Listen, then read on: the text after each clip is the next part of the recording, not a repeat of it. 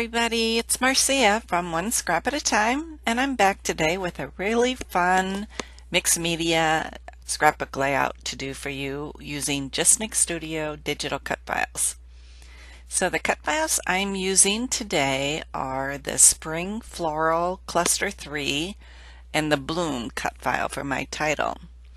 So I backed the digital cut file with pattern papers from the Vicki Boutin Kaleidoscope, Field Notes, and then some Jillibean Soup Rainbow Roux, I should say. So I wanted to create a mixed media background that coordinated with the colors I chose for my cut file. So I'm using some Vicki Boutin art crayons. And the first thing I did on this piece of paper was to apply some gesso. And this is the reason why. You just saw why. I just made a mistake there, and I didn't clean my brush out well enough. But as you can see, I just wiped it right away. And then I could apply some more art crayon on there and fix it. So I'm spritzed the background with water after applying the art crayon directly to the page. And then I just used a brush to blend it and stroke it up and down. So I went back over this green in the middle, and I'm fixing it after my little oops there. The Vicki Boutin art crayons are just so fun to play with. So what I want to do is I want to create some runs and drips, and so I just spritz the water directly onto my page and then just knock it onto a paper towel. And you can spritz more water on if you need to. I'm going to do that in a few places here to get it to run more. And I just love creating this type of background. I know I've done it before. If you've seen some other of my YouTube videos, I've done it with acrylic paints. I probably have done it with gelatos.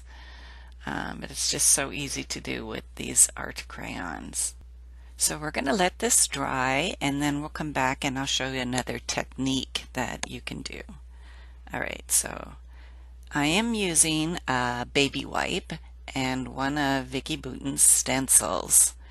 And I'm just wanting to add a little bit more interest to my background. So I'm going to remove some of the color from my background just with the baby wipe. So you can kind of see there in the red where I've done it already. If you need your baby wipe to be a little bit wetter, you can just spritz some extra water on it, and you just work it over the stencil to pull the color off of the paper. This is something you can only do if you apply gesso to the background.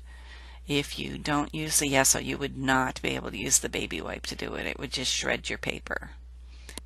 So once I'm happy with how this looks with my cut file, I'm going to add some spray mist in my background. I just want to drip some of the ink onto the background. So I'm going to try to stay with my rainbow colors.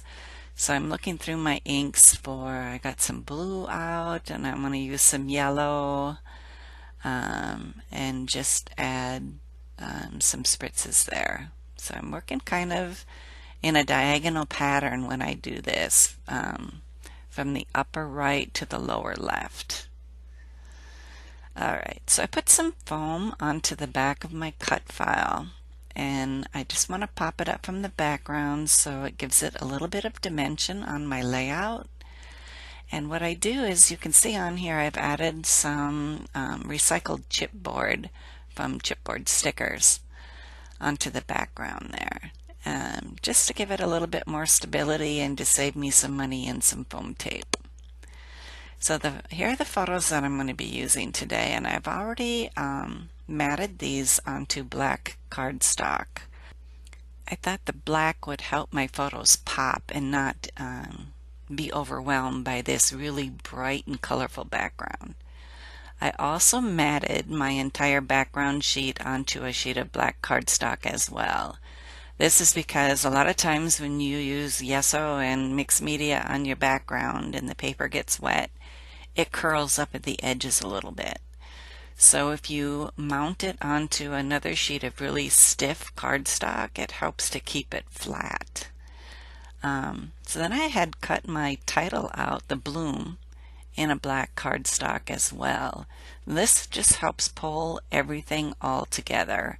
So the black around the outside of my layout and my photos, and then the title. So the Vicki Boutin Kaleidoscope collection has so many of these fun little icons in its die cut ephemera pack. And I also fussy cut a bunch of butterflies from one of the pattern paper sheets. I really love these butterflies because you can add your own color to these butterflies and make them whatever color you want them to be. Alright, so here I have a journal strip that I had printed out on my printer. I like to do a lot of computer journaling because I cannot stand my handwriting. So this is a good option then to do some journaling on the computer and print it out on a piece of paper. These photos were taken at the Tuileries Garden next to the Louvre in Paris. My daughter and I were there last October. And she takes the most incredible photos with just her iPhone. And so she's getting a really beautiful shot of the flower here with her iPhone. So I thought I should document what a awesome photographer she is on this layout. So I'm going through the ephemera pieces just to see what I think might work. And I think I'm going to stick with the bird I originally pulled out here. Mostly because he coordinates there in my rainbow with the yellow and the green, and he helps to accent my title. So I'm going to put some foam tape on him as well and pop him up from the background and give him some dimension. I didn't want to get too carried away with my embellishments here, so I'm going to pull away like those flowers, the red and orange flowers I had pulled out, and the colored butterfly. I just think that maybe it was too much. Sometimes less is more. So I'm going to start to adhere down what I have. So those butterflies that I cut out of the pattern paper, and my journaling strips. I was really shocked at how many flowers were still blooming in the Tuileries Garden in Paris, and it was early October when we were there. They have wonderful gardeners at work, and shockingly temps were in the 70s when we were there too, so beautiful days when we were there. So this one butterfly I'm just going to have peek out from behind the flowers in my photo, and I'm going to add a little bit of foam tape onto this butterfly that's going to be on top of my cut file to set them off from the cut file. And then I wanted to look through my sticker sheet and see what possibly could be on this sticker sheet that I could use. And I saw the camera on here and I thought, you know, that camera's perfect. It's got a little bit of purple to it, and my daughter's taking a photo, so I wanted to find a place on my layout for that camera. Alright, so I'm going to go back and pull out my spray mist again, and I just want to add a little bit of color to these butterflies.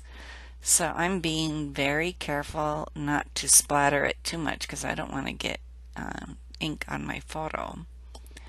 So I'm just going to get the ink onto the plastic piece that's inside the bottle and touch it directly to the paper here. That's all I'm doing. So I'm pulling out a little bit of the green and went back and found some pink. I basically have butterflies over every color. Not the orange, I guess, but all the other colors. So putting a little bit of pink on this butterfly over there, and I wanted to look for some purple and put a little bit of purple on that tiny butterfly in the upper right.